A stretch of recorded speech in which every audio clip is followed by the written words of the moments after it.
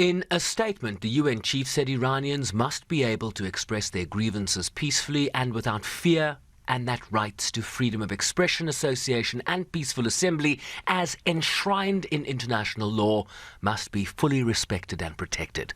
Views echoed by the UN Human Rights Office in Geneva.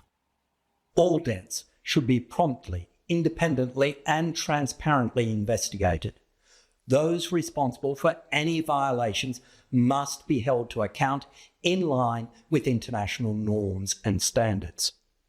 We are also concerned by reports of nationwide internet and communications shutdowns. Such actions undermine the freedom of expression and access to information, as well as impacting on the work of those documenting human rights violations and access to essential or emergency services. The UN High Commissioner for Human Rights notes the government's statement that people's concerns must be urgently addressed. According to several US outlets, US President Donald Trump has already been briefed on some options against Iran, after warning last week that if the authorities there killed protesters, then the United States would get militarily involved.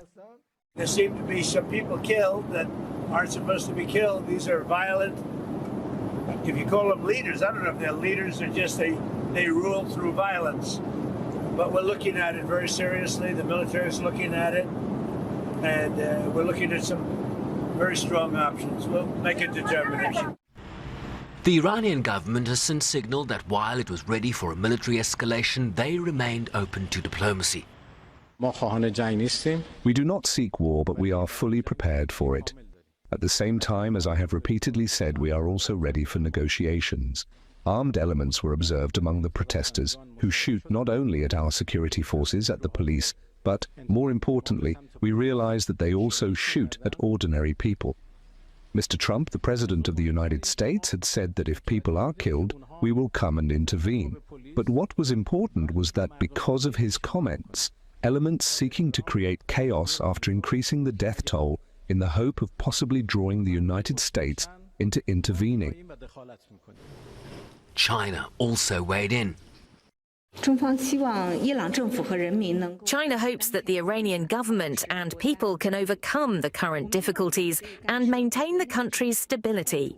We have always opposed interference in other countries' internal affairs, consistently advocated that the sovereignty and security of all nations should be fully protected by international law, and opposed the use of force or the threat of it in international relations matters.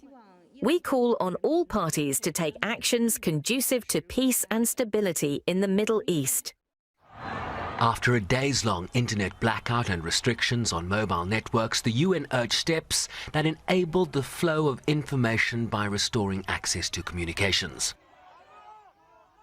So all eyes will be on the United States and whether threats of military action materialize.